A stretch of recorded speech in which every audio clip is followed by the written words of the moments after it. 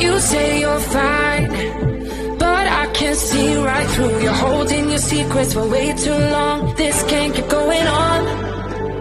With every lie, they keep on hurting you, getting away with everything they do. This can't keep going on. No, we're gonna find them, and I'm gonna fight for you. They better start hiding. We'll be running with the lions, lions. We'll be running with the lions, lions. They can't run, they can't hide. We won't stop until they're down. We'll be running with the lions, lions.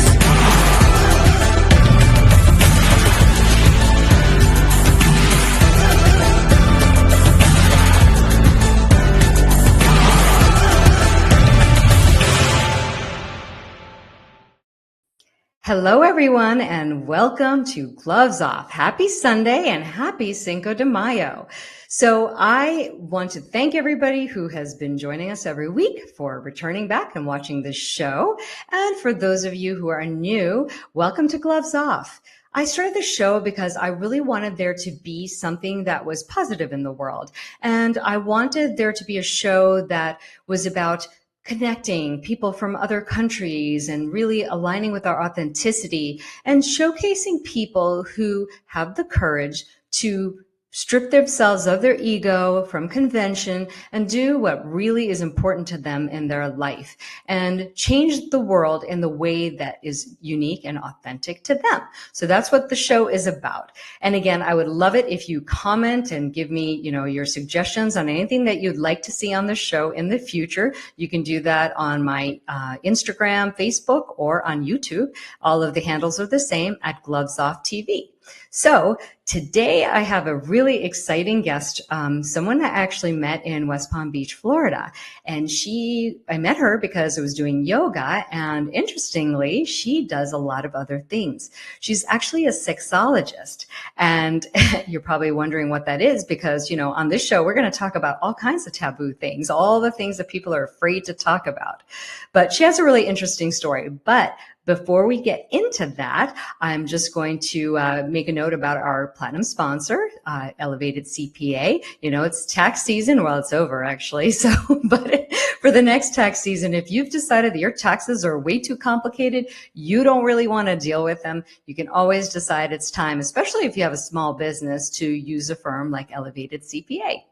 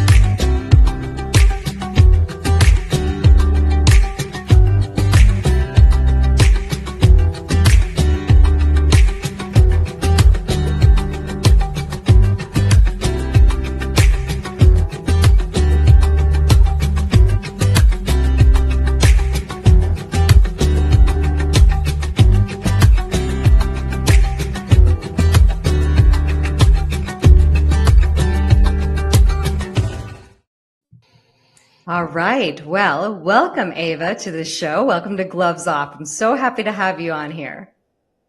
Thank you. I'm so excited to be here too. Yes, yes. Well, I am excited about this conversation because number one, I feel like I love diving deep into conversations that nobody wants to have, and sex is definitely one of them. And as a sexologist, I know that one of your basic principles is using pleasure as medicine. So I'm going to let you explain to our audience, what that really means. Yeah, pleasure as medicine can mean so many different things, including, utilizing our joy, our fulfillment, our deep-seated needs, and fulfilling those through a way that feels pleasurable, right? And when we talk about pleasure, it's not just about the surface level gratification of pleasure, but that true connection to ourselves, to our environment, to our partners, our lovers, the relationships that we have, to our careers. Pleasure gets to facilitate so many different things within our lives, and we get to utilize that as the medicine. So, for example, when we're moving through difficulties in our lives, blockages, when we have traumas or triggers arising, we can learn to utilize pleasure as that antidote. We can utilize pleasure as that mechanism to work with the natural systems of the body in some really, really awesome ways to navigate everything from business to, past traumas and everything in between. I mean, that is quite fascinating because I am sure the viewers would not have ever guessed that that was a possibility. I mean, how can it help them in their business and all of these things, right? So I want to actually hear a little bit more about that because I feel like, well, usually the people feel that they shouldn't have pleasure. A lot of people feel a lot of different ways based on their conditioning, probably from society, their family, the people that they surround themselves with. So I've noticed in my life that based on their conditioning, their views on sex are very, very different. So some people feel they don't deserve pleasure. Some people feel like they want it, but they're guilty. Other people just try to pretend they don't need it or want it. So there are a lot of different mechanisms I feel like people are utilizing. So anyway, in the context of that, can you explain how pleasure can help in so many of these areas in people's lives? Yeah, I would say a big thing is full self-expression. So when we are talking about pleasure, when we're talking about sex, when we're talking about intimacy, it involves vulnerability. And vulnerability is what gets to shed light to what is always those deeper desires, which is connection, right? And when we can utilize and see that, okay, the deeper desire is connection, we can start to break away from some of those self-limiting beliefs, break away from the traps of the mind and the emotions and the shame or the guilt that we're holding on to when it comes to things like intimacy and pleasure. So it's such a beautiful concept that we can start to look at where pleasure is something that we can use as a navigation system, essentially.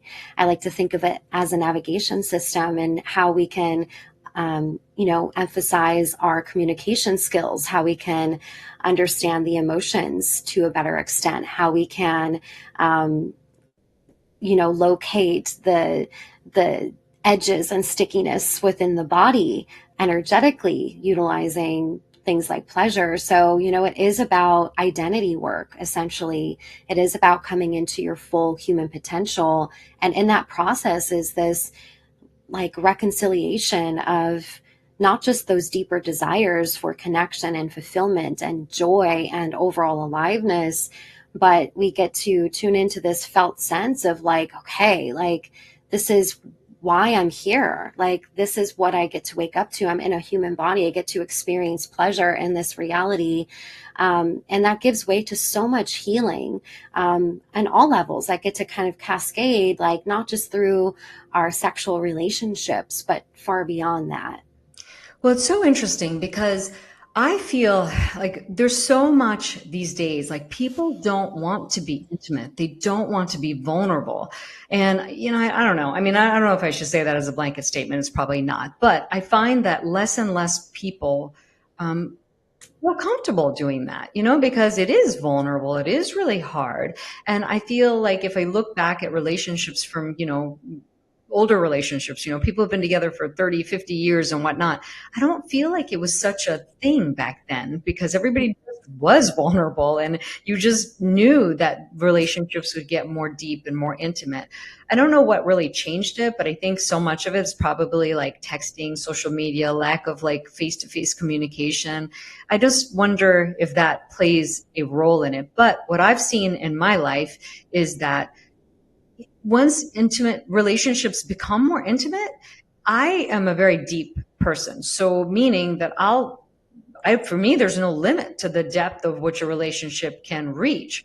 But I have noticed that for other people, there is a depth. And I usually find that depth reasonably quickly, depending on who the person is. So I don't know if you have any commentary on that, because I feel like it ties in to our sexuality too. Absolutely. I mean, it's about feeling safe in your body, first of all. And when we don't feel safe, we don't fully trust, right? So we see how that plays out in relationships when we're dating, when we're even in long-term relationships, how we get really, like, we find those edges, right? Like what you're saying, there's a certain amount of depth and then we can't go any further. And that has a lot to do with self-trust. And self-trust, again, is us being vulnerable with ourselves. So if we can't trust ourselves, how can we trust another person fully to hold us? How can we trust the world around us? How can we trust our decision making and knowing what's right for us and what's wrong for us, right? So it actually creates a lot of confusion, and confusion develops into conflict, especially within our relationships. So that might explain a lot of what, just going off what you were saying.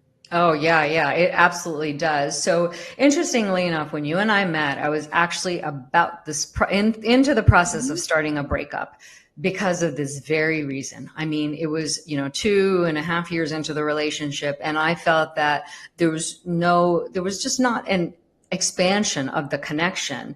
Honestly, the expansion of the connection probably stopped after 6 months, but things kind of moved fast, and it was just one of those things that it was just hard to let go for whatever reason for me. But I knew at the time that I met you that it was done. I mean, I couldn't continue in a relationship where there was no emotional intimacy. So forget the physical stuff. It all starts with emotional intimacy, and your emotional intimacy, I believe, is tied into, like what you're saying, your self-trust. And when you can't be real and honest with yourself, and when you can't love yourself, I don't believe you can love another human being any more than you can love yourself. Now, I feel these are just some things that I've been thinking, because I've noticed now, if I find that somebody doesn't love themselves fully, then I don't know that they're capable of what I want. And so how do you feel that ties into, sex, pleasures, medicine, and all of those things? Yeah, well, there's certain things that we can't heal unless we're in a relationship too. So, on the flip side, I'm gonna play like devil's advocate here. Yeah. Like, I do see a lot of people waiting. They're like, okay, I can't be in a relationship until I've healed XYZ. I've waited this amount of time. I've had these experiences, so on and so forth. And, what I found in my 6+ year relationship, like there are things that I would have never been able to address unless I was in that space, in that container, I guess you can say, of being in relationship with someone else. So there is this beautiful, it doesn't maybe feel beautiful in the first place, but there's this mirroring that tends to happen, which is why we get so triggered in relationships in the first place. I think it's more so about setting this foundation for ourselves and understanding ourselves better, right? Like implementing self-love and things like that. And then allowing our relationships to actually take us deeper into that love, take us deeper into self-connection, take us deeper into the pleasure, joy, and fulfillment that is inherently ours. Because at the end of the day, when we're in relationship, it is our greatest teacher. It is our greatest ability to develop very quickly, actually, especially when we're talking about sexual relationships. So yeah, this ties in totally to the full like vulnerability and trust aspects. Yeah, I agree with you. I mean, I'm not an advocate for staying single until we've healed everything, because the work is never done. You're never going to heal everything. Mm-hmm. But what I am an advocate for is to find someone that's a little closer to the place where you are. So for example, the place where I was coming from when I said that is, I don't have I have certain things that I've already worked through. I have a really deep self-love and respect for myself. So in a partner, I don't know that I could find somebody that's so far off from where I am, meaning that they shame them. They feel shamed by their body. They feel embarrassed about being shirtless or, and I've dealt with those things throughout my relationships and things like that. And that's a hard thing because I think those two people are not in the same place or even close. So Yeah. I think, you're right. Well, I know you're right that relationships are our biggest teacher. I've learned the most in relationships than not. But I think, for me right now, I'm actually trying to find somebody that is in a similar place of their self-reflection, their self-love, because I think that is important for the next stage of our evolution in a relationship. Yeah, I hear a lot of women say very similar things along the lines of what you've just mentioned. And I think it's extremely valid. I think that when we know what it is that we want, and then we are brave and courageous enough to go ahead and get those needs met, whether that is, through a relationship or not, like that is the medicine right there. That is the beauty and the transformation that gets to take place. Yeah. Yes, yes. So what got you interested in this? And that's got to be an interesting story, I'm sure, because these are not like your conventional lines of work, so to speak. So I'm always interested. Yeah, there was not like one pinpointed moment where I'm like, I'm going to do this work. I just always had this deep felt sense that I would be involved in sexuality work. I've always been really interested in my sexuality from a very young age, like as long as I can remember. And I, let's fast forward a moment. Like after high school, like I started traveling the world. I became a yoga instructor. I went to India. I did all the Vedic teachings and things like that. And I still kind of left feeling like there was a disconnection between how my sexuality played into my spiritual evolution, I guess you can say. So when I was there asking these questions about, hey, like, how does my pleasure fall into this? How does sex play into these spiritual type teachings? I oftentimes didn't really get much of a response, or the response was like, you're not your body, like, and just leave it at that, right? Basically ignore it. And honestly, I still felt really ashamed, like even for self-pleasure during that time in my life. And I didn't even realize that until I looked back years later. I'm like, wow, I felt a ton of shame around that for some reason, even while I was in this quote unquote, like self-development phase. And, while I was traveling, I came across a book on Tantra, and it was horribly written. I mean, it was just sex positions and stuff, which is not Tantra. That's Kama Sutra, which they're in some ways linked a little bit, but not a whole lot, right? Right. So anyways, fast forwarding again, like I ended up becoming a stripper for a while. That's how I chose to dive deeper into my sexuality. It was on stage, and I learned a lot, so much in that experience. But again, at the same time, I was teaching yoga and trying to just figure out myself. And I knew that that wasn't something that was going to be like, long term. And so anyways, I ended up studying hypnosis and the mind and psychology through a method called transformational therapy. And then around the same time, I found the Institute of Authentic Tantra, and it's the only government accredited institute of Tantra in the whole world. And it was backed by Buddhist tantric teachings. So basically that was my way in. I was like, okay, there's something that feels right about this. It wasn't like a weekend initiation that we often see, or some weird tantric workshop about massage. Like it was about these really authentic, ancient teachings that that I was able to dive deep into for several years. I mean, this training was 2.5 years long, which I can tell you right now, like there is no other trainings that are that involved that keep with the authentic teachings that are meant to basically combine our sexuality in a more modern way with these more ancient teachings of meditation and energy body yoga and things like that.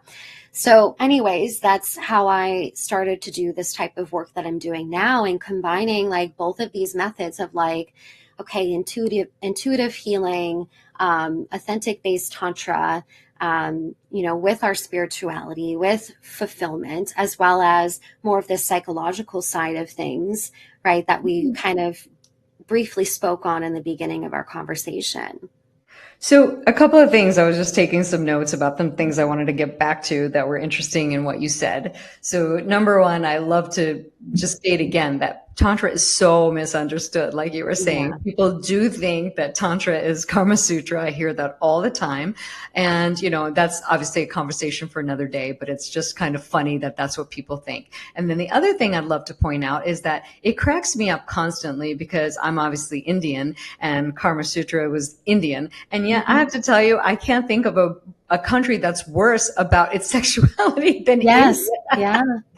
So that always just makes me laugh because I tell you, it's just rampant. And I mean, if you want to talk about repressed sexuality, you just go to India and see. I mean, when I was there it was probably 10 years ago, because there's no excuse for this behavior, and it's not about repressed sexuality or whatever. It's clearly awful behavior.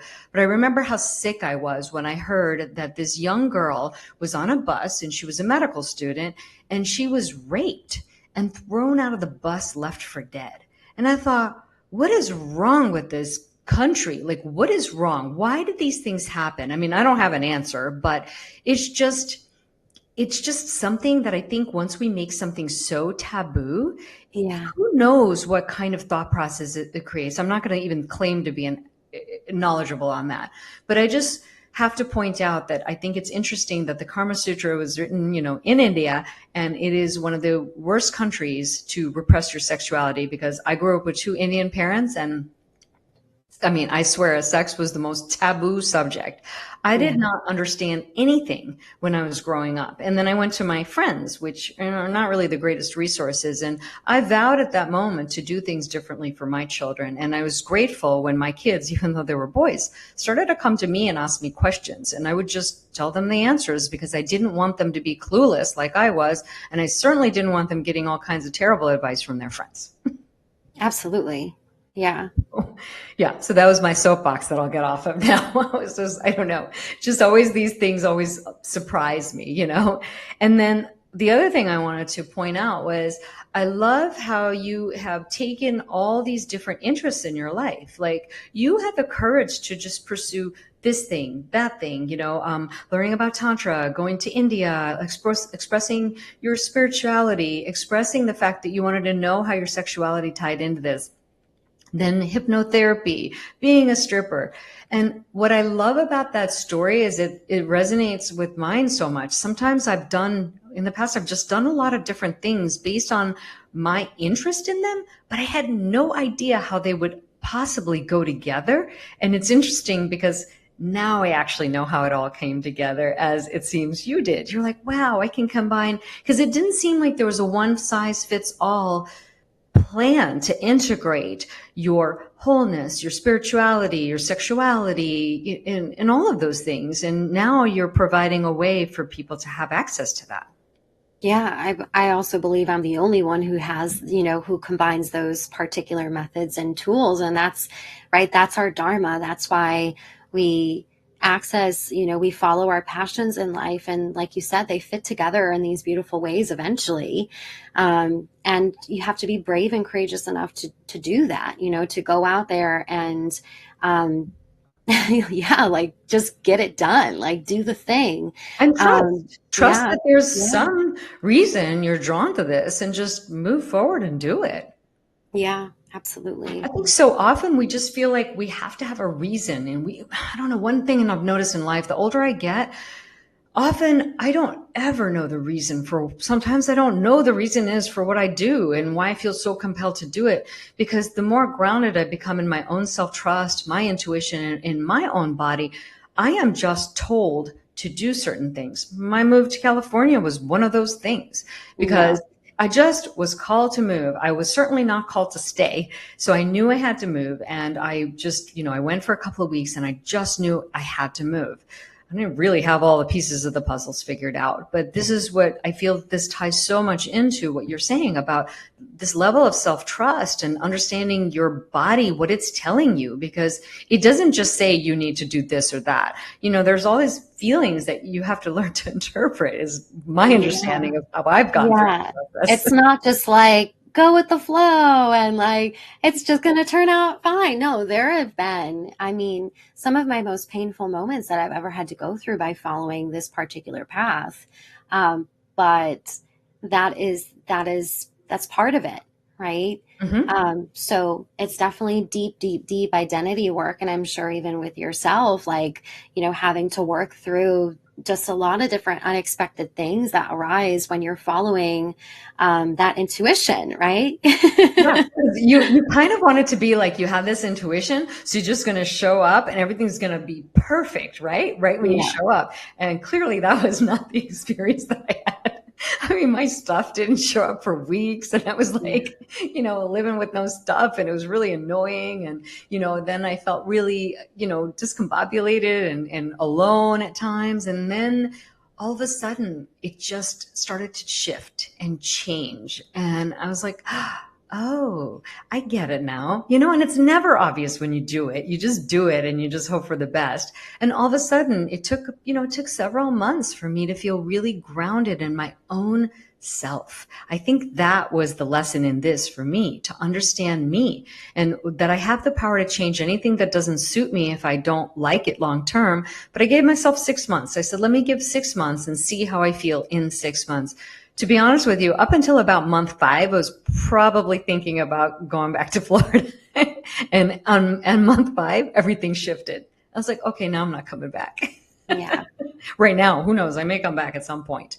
But it's just funny. That's how life goes, right? You have to just trust the first next best step that you think is going to happen, and then you go from there. But again, it's about being comfortable in your own body. And the more comfortable you are, right? Like, how do you have suggestions for how people get comfortable in their bodies? Obviously I know there could be months of work around it, but some tidbits that you can share with us.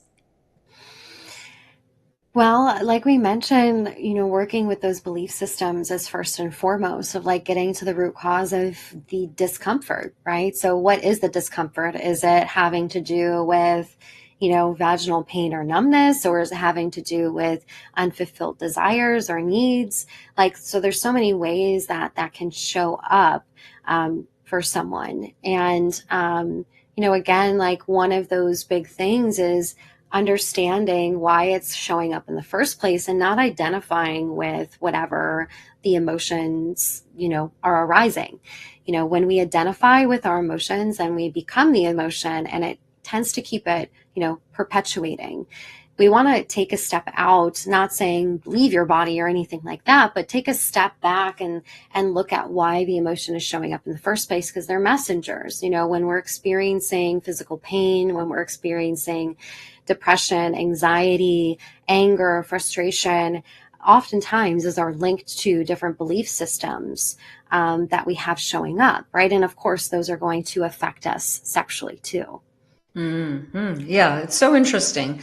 And then what are your general programs that you offer for people? I know you do a bunch of different things, but if you want to maybe just highlight some of some of your offerings that are probably the most popular. Yeah, my most popular one is my 21-day pleasure reset. And this is where it's a combination of transformational therapy, which is the type of hypnosis that I mentioned a moment ago. And we can, access the deep layers of the subconscious mind, those belief systems. And this can peel back layers like years or decades worth of talk therapy. It really is incredible. And we combine that with intimacy coaching through whole 21 days.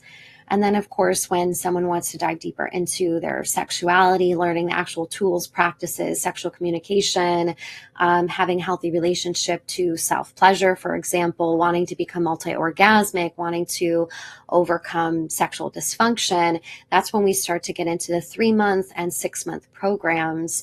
And if someone wants to learn and go deep into authentic lineage-based tantra and learn about their energy body, how to utilize the elemental skeletal system or the chakra system to influence their sexuality. That's like 6-month program where we get to dive really deep into all of the above, right? And it becomes a really transformative, incredible experience.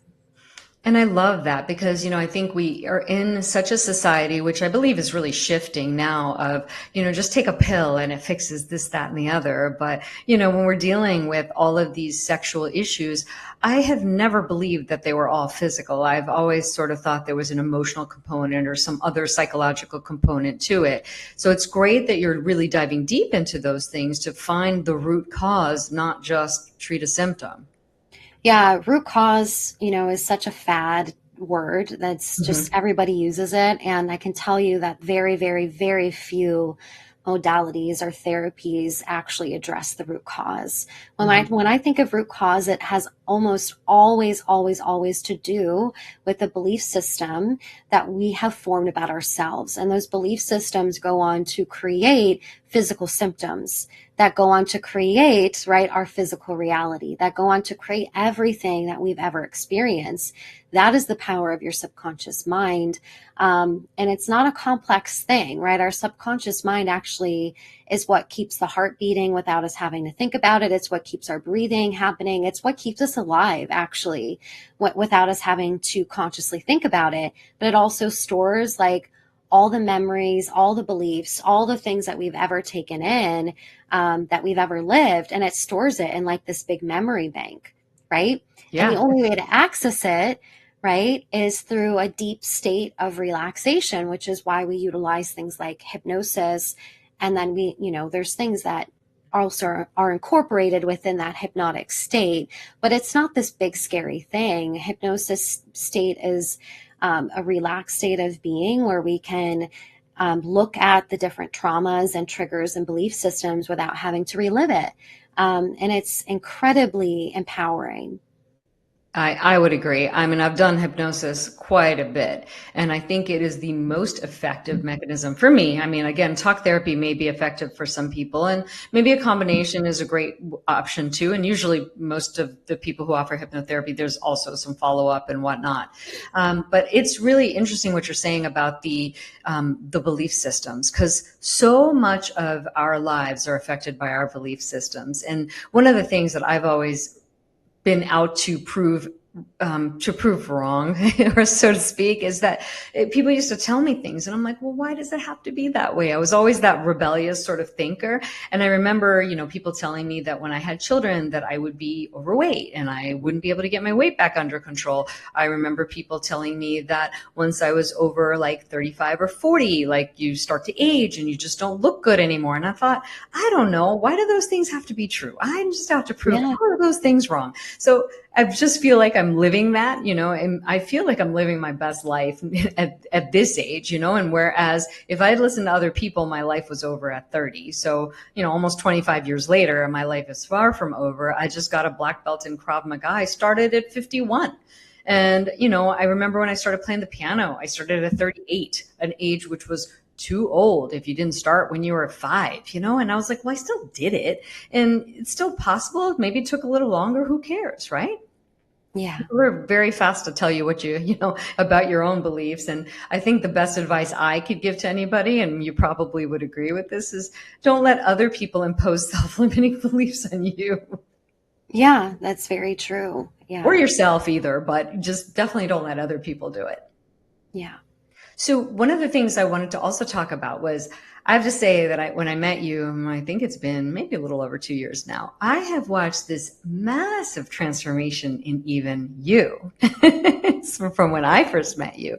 I think when you and I first met, you were starting to get into this, but I don't know if you had fully integrated this into your life. Right. I don't know if I'm right or wrong about that, but I think I felt or sensed that there was a transition going on in you. And what I've loved to watch is watch you step fully into this, fully into your power, fully into who you are. And, that transformation is really obvious. I mean, you would think that it might not be to most people, but I can see it on your videos. I could see it in the confidence. I could see it in your energy and so many things. So the question I have for you is, How was that transformation for you? What were the things that, kind of, helped you get through that transition and step into your power? So those are the two big questions I had. Oh my goodness, that's a hard question. I know, it's a loaded question. I made it sound like it was going to be easy. I'm like, oh, those are two simple questions, but to the best of your ability. Yeah. It still is a transition. It's always a course. transition.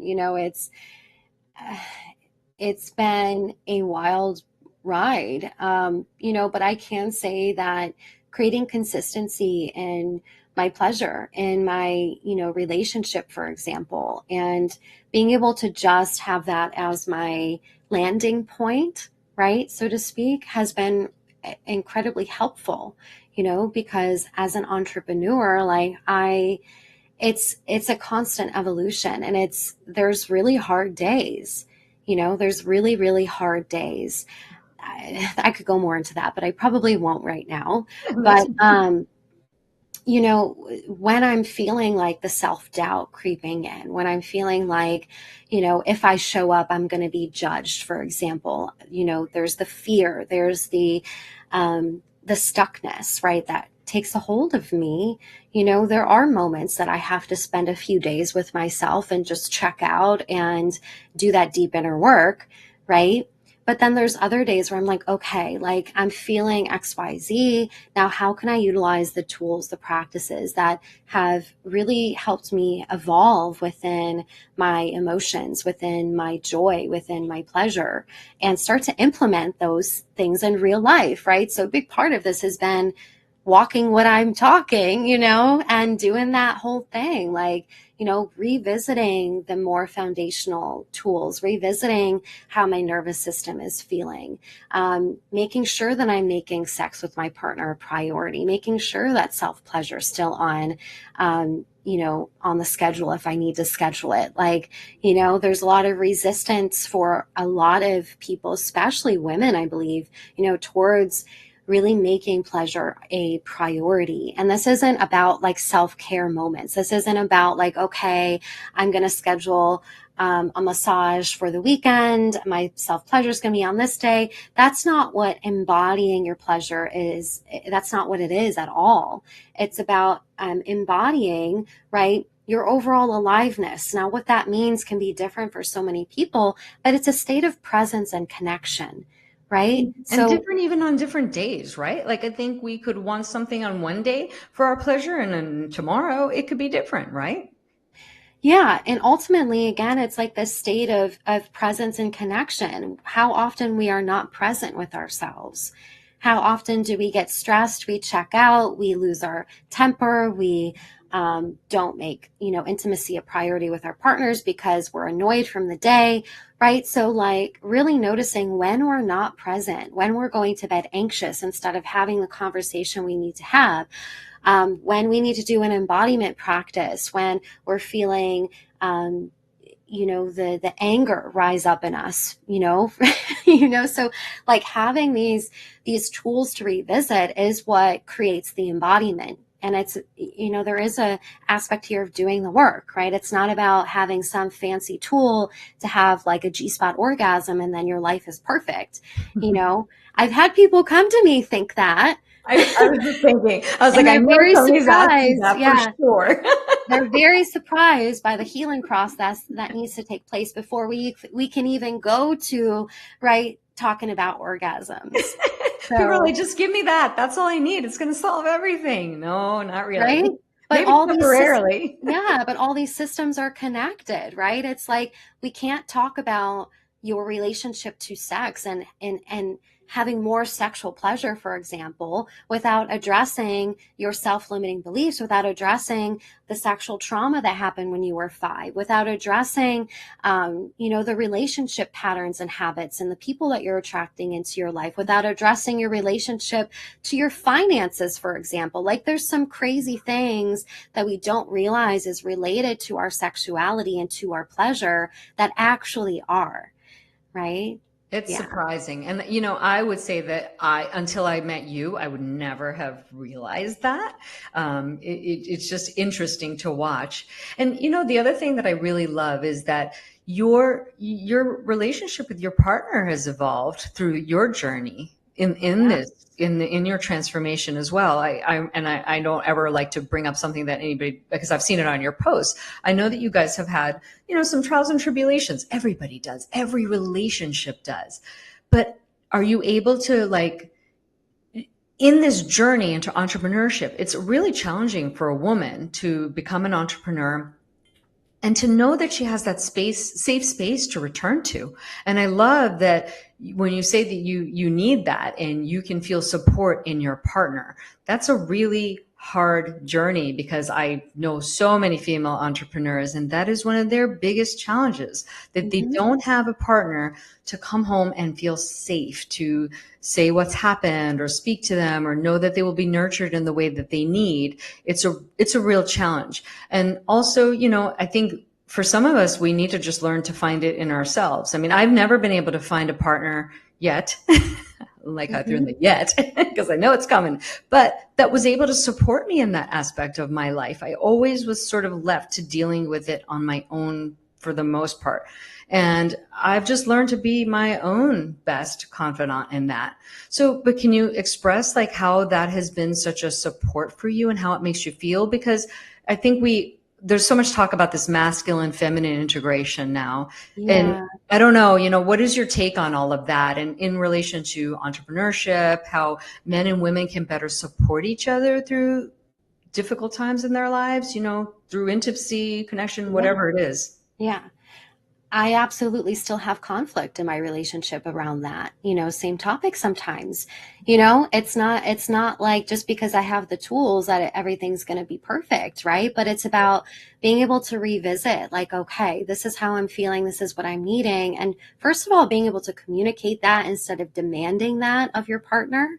I think Mm. that we oftentimes have this tone, right? And women, you know what I'm talking about, right? There can be this tone, this sense of like, I'm disappointed in you if you don't, Guilty. right? If you don't do Right. X, Y, Z, right? And your partner is going to get defensive and not want to show up for you in that moment. So we also have to do that deep inner work, like you're describing. It's like, where can I, understand and intuitively know when I need to show up for myself right now Mhm. versus when I have a better understanding of when my partner might be available to support me in this. My partner works crazy long hours right now in the work that he does. So he's definitely not always available to meet my needs. Mhm. We have to look at this perspective of like, okay, like I'm an individual, he's an individual, we're working on our own stuff, but we have a greater vision and a greater goal and a greater perspective, outside of what's just going on right now. So, when I look at relationships where especially women want to see the evolution of that happening, what I'm hearing is like there needs to be a shared vision. And I believe that when it comes to meeting our own needs, when it comes to wanting our partner's support, right, as long as we have that bigger vision, we're not always going to feel like it needs to constantly be from our partners or it's an all or nothing type of thing. It does take the pressure off of the relationship. It takes the pressure off of you and of your partner to always get your needs met, right? Because the focus, the energy of that, I guess, container is on the bigger vision, the bigger goal. Where do we see the relationship headed, and where can we have that shared kind of perspective on life? And, there's going to be conflicts here too. But what I suggest not doing is like trying to fix, right? And trying to mold one another to fit these certain narratives like we currently see with the whole concept of like polarity and stuff. I don't agree with the concept of polarity. I don't utilize polarity in my relationships. And honestly, when I look at this from a tantric perspective, masculine and feminine energies are actually quite reversed in their quote unquote roles in Buddhist tantra and lineage based tantra than they are in what we see in like sacred sexuality and just mainstream stuff. So yeah, that's another big conversation. In And a post, I think I've seen a couple of your posts about that actually, and it was like really insightful to me. But I want to just acknowledge what your viewpoint was on what we just talked about, because that is just, I feel, such valuable advice.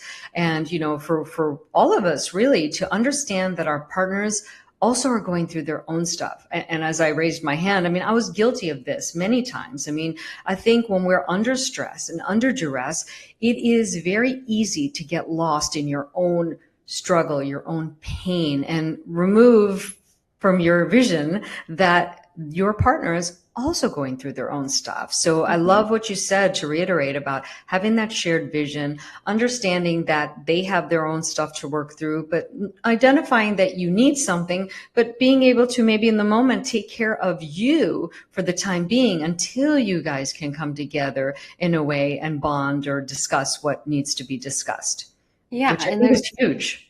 there's going to be moments where you have to pull more weight in the relationship too, and vice versa. Your partner might need to pull more weight in certain areas. So like it's not about creating this perfect 50-50. And I think that's another false belief that I see circulating recently. It's like this 50-50 polarized union and sacred relationship. And that's just like what I have found living a tantric relationship for the past several years. That is just not the case. It really is a deep inner work, and being able to hold yourself at all levels, right? Whether your partner is there or not, is going to be what really moves your relationship forward in the long run. Oh, I would agree with that. And it's not an easy thing to even understand, even the 50-50. I mean, I remember when I first heard the concept of it doesn't need to be like that, I was like, what? That's what I thought I've always wanted, but it really makes sense when you think about it, because sometimes it could be 80-20. What if you're sick and your partner's doing 80% because you're not feeling well? Well, then something else could happen to him, and then you might be doing the 80% or 90 or 100, who knows, depending on the situation. I think what's most important is that two people are committed to being there for each other in whatever way that they can. There's no silly number that we need to attach to it to make it all right. There's no masculine, feminine roles. I mean, I just think so much of this just needs to be thrown out the window and just revamped. Yeah. For modern day society. I definitely agree with that. Yeah. Well, I mean, some of this stuff is from the 1950s, Yeah. I mean, now, we have men that stay at home because they want to be stay-at-home dads, and women who prefer to work. And all of it's fine. I think that anything that's decided by two people works for them is fine. That's just my opinion of things. And I'm not here I'm big on not judging people, and, to the best of my ability, every now and then it happens. But, I think as long as we live life with understanding and that's kind of why I like to bring these topics to the show, because I want people out there to see there are other thought processes, other ways of living, other ways of being. And there's no right or wrong.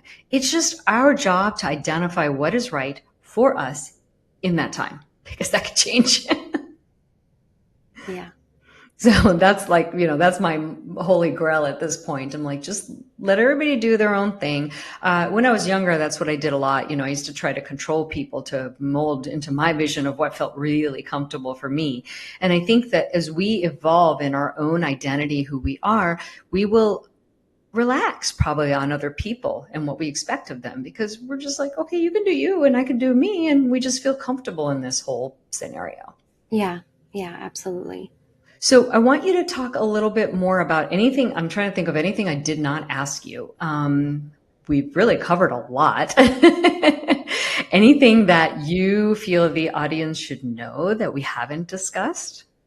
Do you want to talk more about sexuality? I feel like we didn't dive. Yeah, let's do that. Yeah, let's do that. I'm going to actually give you the floor and kind of talk about, what are the things that you feel people should know about their own sexuality to, I know this is a loaded topic again. I love loaded topics, just to find fulfillment. I mean, just a couple of little minor things, because obviously, it's a loaded topic.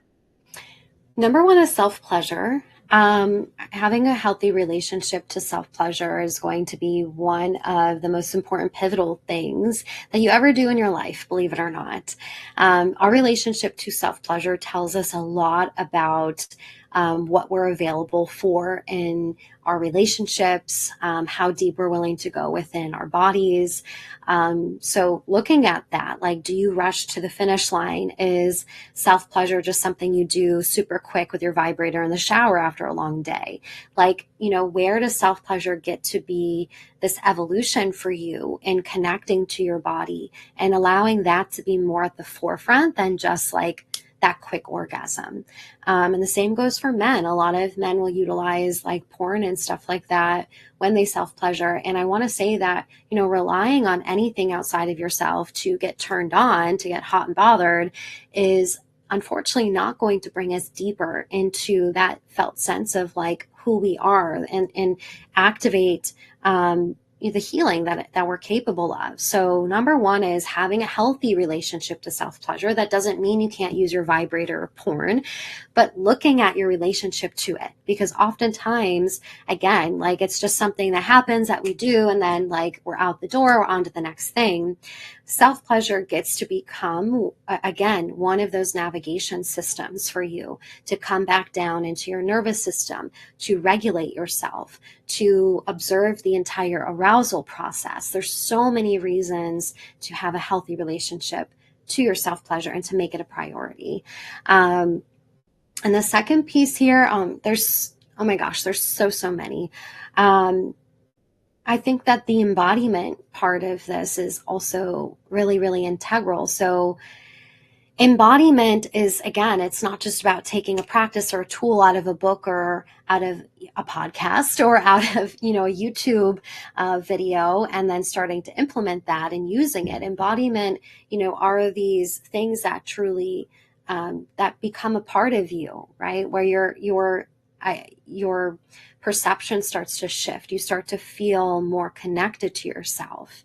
And, as we dive into embodiment work, right, it's important to move away from confusing yourself with too many things at once.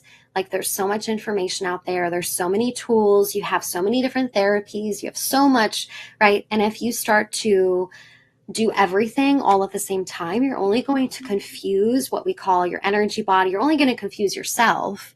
And it can actually be a hindrance. So, using one thing at a time, I have found personally to allow that to become the embodiment first, right? Utilize this tool, utilize this practice, utilize this particular method. Allow that to settle into your system. Allow yourself to see and the shifts happening, right? Pick up on the subtleties, and then you can add more, right? But oftentimes I see in this process, especially even when people come to work with me, they're like, oh, I read this book and that book, and I watched that, YouTube thing, and I listened to this podcast, and I started to do this Kundalini exercise, and then I started to do this other thing and this other meditation, and like it confuses you, right? And these types of methods and stuff were, yes, you can utilize them together, but oftentimes we get so caught up on like, how can we do it all right now? How can we like get to, XYZ? And it's not always this like these steps that are super linear. It's not always a linear process. And sometimes we need to take a step back, especially in relationship to our pleasure, to see what's working and what's not, right? And leave the rest. No, I think that makes a lot of sense, because the last thing you want to do is when you're embarking on some new journey is to feel confusion of any kind. It's never going to be useful. But I wanted to actually comment on about a couple of things that you said. When you were talking about self-pleasure and all that, I mean, I would say I completely agree, but I also wanted to point out, and I think you and I have had this conversation, sometimes it's not even about pleasuring in a sexual way. Mm-hmm. I typically will wake up every morning and, think, what do I need today to bring myself some joy? Oops, I just pushed the table. But what do I need today? Is it going to be sunshine? Is it going to be this? Do I want to cook myself a beautiful meal? Whatever it is, I think just getting used to feeling pleasure, because I know I've been in places in my life where I just don't feel like I have time for that. I'm just so busy grinding out work. And then we just lose sight of our pleasure. And I think once we start losing sight of little pleasures, like hugging your spouse, hugging your dog, talking with your children, even focusing on those things can start to connect you to a deeper sense of pleasure sexually as well. Wouldn't you agree? Absolutely. Yeah. I mean, one thing that you can do is, ask yourself at any given moment throughout your day, how can I make this moment a 10? So Mm-hmm. that is implementing pleasure, right? It could be as simple as putting a pillow behind your low back during, maybe you're working at your desk. It could be as simple as refilling your tea because it got cold. It could be such simple things that can take 30 seconds to a minute. And what happens is that it tells and signals to your subconscious mind that it's safe and okay to relax and to open to the experience. So we need to do those things regularly, even if we have resistance, even if we feel like they're pointless, because it does not only regulate the nervous system, but it rewires the brain to invite more of those experiences into your life, right? So Yeah. pleasure is not about uprooting everything and changing, everything about your life and making things complicated. Pleasure is about utilizing the mechanism that is already deeply fundamentally interwoven within your body, within you as a human being, and just bringing that to the forefront in these very simple, tangible ways. Yeah, no, I love that. I absolutely love that. And I want you to tell our audience, because our time is almost up, but how do they reach you and, decide if they want to work with you, if you can give them your website information. I'm going to, they're all also on the post that I put out, but just to invite them again on how they can get in touch with you. The best way is to go on my website, flamewithintantra.com, and you can book a call with me through my website for a 45-minute session. It's called an activation call, and I have all my other information on there as well. Or if you just want to connect on social media, it is at ava.pikul. Wonderful. Oh, well, I have to say, I have really enjoyed this conversation. I have loved watching your transformation, as I said before, just watching you step into your true authenticity and, helping people. I think when we're doing what are serving our dharma, it shows, it shows within people. And I love seeing that in you. And I'm glad that we've stayed connected. And, I will definitely have to maybe have you back another time. I would like to probably get into more of that Tantra conversation, but I think that this was a great introduction for our viewers for now. But anyway, like I said, have a fabulous rest of the evening and, we'll have you back sometime soon. Okay. Thank you. All right. Bye. Nice to see you. Well, everyone, that was just such a wonderful interview with Ava. She is a beautiful soul. I've known her for quite a while, and I'm grateful that we've been able to keep in touch. I thought she really had some very great advice on just how we can reconnect with our joy and our pleasure, just really being mindful about being present in the moment, enjoying what we have in life and in this physical body that we have to enjoy. So many of us were just rushing from thing to thing, and we just don't pay any attention anymore in this busy world. And I've noticed for me personally that the more I've slowed down and started to be more connected to what I'm doing in the present moment, not only has my life become so much more enjoyable, but I feel like I get a lot more done and I feel like my days are longer and brighter and better. So not every day, of course. I mean, I'd be lying if I said that, but I would say that the majority of days feel like that, which is really a blessing. So again, next week, we're going to be interviewing a special guest. I'm actually not even going to say, but next week is Mother's Day. So it might give you a little bit of an inkling of who it might be. And maybe it's time for me to take my gloves off and, really get into a deep dive conversation. But as always, I love having you guys on the show. This is the highlight of my week. I say it every day, every time I'm on the show. But you guys have a fabulous Sunday, and definitely we will see you next week on Gloves Off.